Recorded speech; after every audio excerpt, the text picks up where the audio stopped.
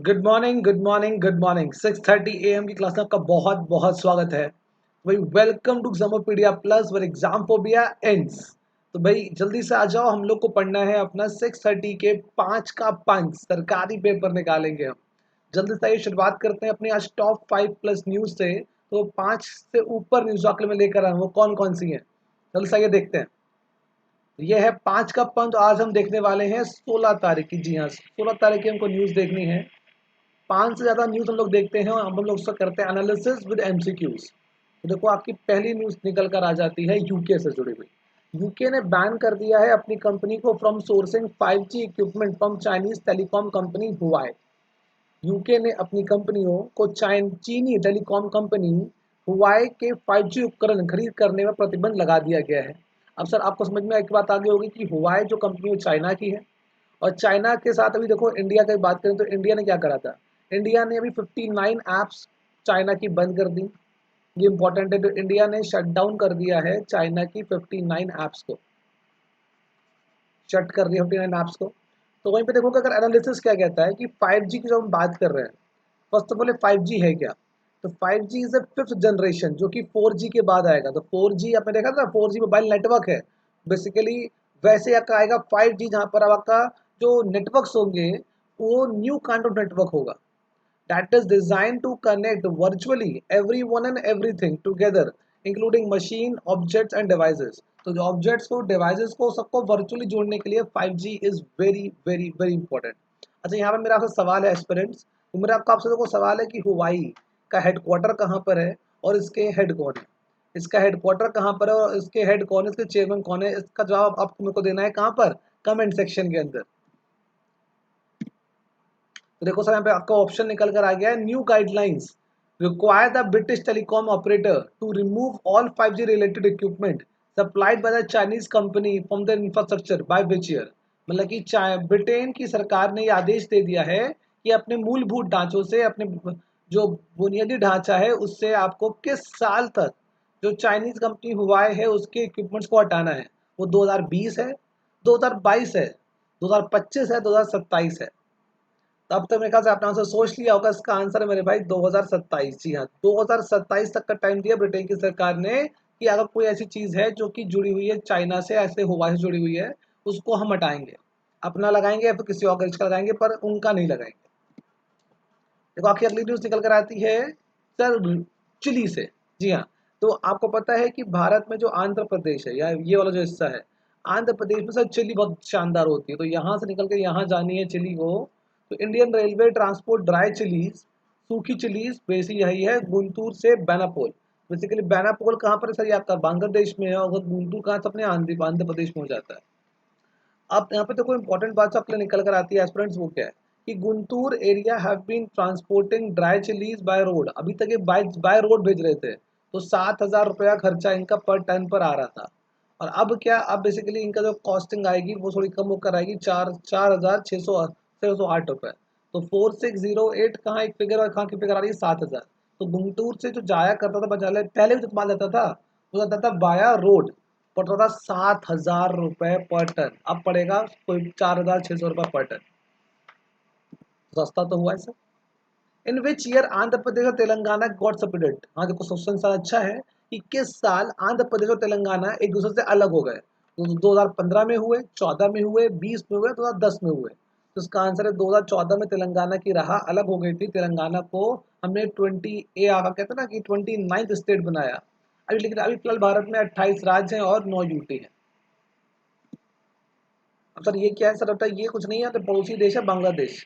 वहां पर कोविड-19 अगर निगेटिव आपका नहीं निकला है तो आप ट्रैवल नहीं कर सकते। हमें अभी स्टेट रूल लेकर आ रहे हैं कि आपको निगेटिव सर्टिफिकेट अपना दिखाना होगा अगर आपको ट्रैवलिंग करनी है देश के बाहर, देश के बाहर।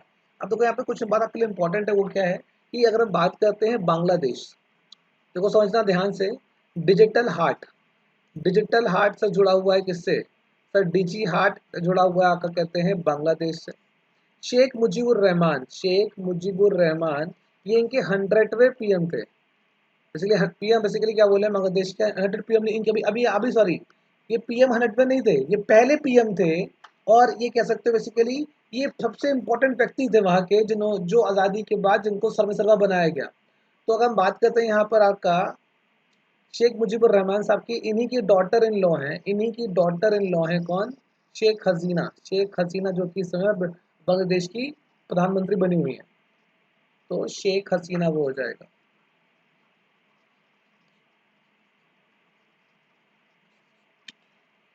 ये था बांग्लादेश का इंपॉर्टेंट डिची हार्ट बांग्लादेश। शेख मुजीबुर रहमान का 100 बर्थडे मना था अभी। इनकी बेटी है शेख हसीना।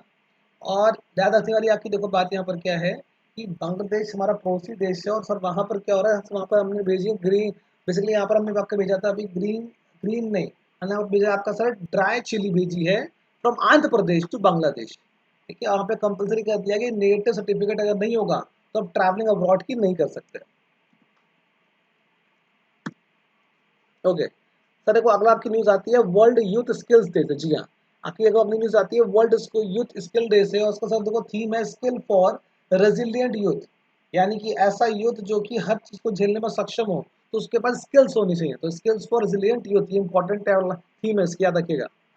अच्छा देखो समझो यहाँ बहुत ध्यान से कि अभी तक कौन कौन से डेज हो चुके हैं। अगर आपसे बात करूँ 1 जुलाई, सर ये था जीएसटी डे, क्योंकि जीएसटी लागू हुआ था 2017 में इसी तारीख को। इंस्टीट्यूट ऑफ चार्टर्ड अकाउंटेंट्स का जो डे है तो वो बनाया गया 1 जुलाई को ही, है ना। जो आप यू कैन से तो कहते हो कि आईसीएआई डे हो गया, जीएसटी डे हो गया। सर और क्या था 1 जुलाई को? देखो यहाँ पे आपका निकल कर आ जाएगा कि अगर हम बात करेंगे 1 जुलाई की, तो बहुत सारे डेज हैं पर वो हमारे लिए रेलिवेंट है नहीं, इतना आपके लिए रिलेवेंट हो जाएगा। अब अगर बात करो जल्दी से कि सर चॉकलेट डे कब था, देखो आपका चॉकलेट डे था 7 तारीख को। अच्छा, कब था आपका वर्ल्ड पॉपुलेशन डे? सर वो था अपना 11 तारीख को। तो 11 को बेटा एस्पेंड अपना था world population day, world population day. चलो इसे आगे बढ़ते हैं। नेशनल यूथ डे जो कि मनाते हैं हम लोग, आपका कहते हो विवेकानंद जी की याद में। नेशनल यूथ डे हमने किस तारीख को सेलिब्रेट करते हैं? क्या सर 12 तारीख को, 13 को, जुलाई में कब करते हैं? सर इसको हम लोग करते हैं 12 जनवरी को हम लोग करते हैं नेशनल यूथ डे। ठीक, देखो आपकी अगली न्यूज आपकी आती है जुड़ी हुई कोरोना से, जो कि इंपॉर्टेंट है। कहीं ना कहीं कोविड किट, कोविड ट्रीटमेंट नहीं, कोविड वैक्सीन नहीं, कोविड टेस्टिंग किट सस्ते में ढूंढ दिया है आईआईटी कानपुर, उसका नाम दिया कोरोश्योर। कोरोश्योर इंपॉर्टेंट है, क्वेश्चन बन सकता है पेपर में। कोरोश्योर किसने ढूंढा? तो आईआईटी कानपुर ने ढूंढा है। मोस्ट अफोर्डेबल कोविड-19 किट है ये। अगर आपसे मैं बात करता हूँ जल्दी से कि जो आईआईटी है बेटा अपने, अच्छा देखो आपका एक है triple IT, Indraprastha institute of technology. Sir इसने सर लॉन्च करा था वॉश करो, इसने लॉन्च करा मेरे भाई वॉश करो, समझे। हम बात करते हैं आईटी की, that is institute of Delhi की। भैया देखो इन्होंने हमें बताया था कि इन्होंने बनाया है प्रकृति डैशबोर्ड। क्या बनाया इन्होंने? बताया प्रकृति, प्रकृति डैशबोर्ड, इसको आप ध्यान दीजिएगा। सर देखो ना सर, ये है अशोक लवासा। जी हाँ, ये है अशोक लवासा। अशोक लवासा को अपॉइंट करा गया भारत के मतलब वाइस प्रेसिडेंट अपॉइंट करा गया है इनको एडीबी का। एडीबी क्या है? Development bank. सर एडीबी का हेडक्वार्टर कहाँ है मेरे भाई? वो है मनीला फिलीपींस में। वो कहाँ है? मनीला फिलीपींस में। अब देखो आपकी बातें में क्या इंपॉर्टेंट हो जाती है कि give me 1 minute, give me 1 minute.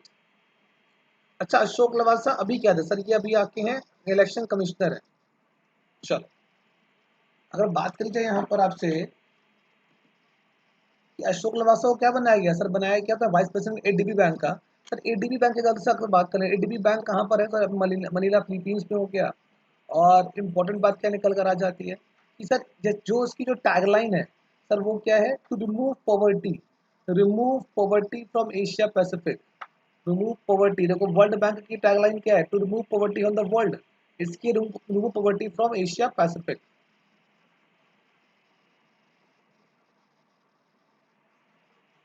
चल देखो यहाँ पे अगला अगला जो क्वेश्चन आ जाता है वो क्या है? Who is the election commissioner of India? तो भाई भारत के मुख्य चुनाव आयुक्त कौन है? याद रखिएगा, चुनाव आयुक्त और जो सीएजी होता है उन दोनों का कार्यकाल 6 साल या 65 वर्ष जो हो जाए उसके लिए होता है। तो उसका आंसर सीधा सीधा है सुनील अरोड़ा। जी हाँ, सुनील अरोड़ा हमारे क्या है? चीफ इलेक्शन कमिश्नर है।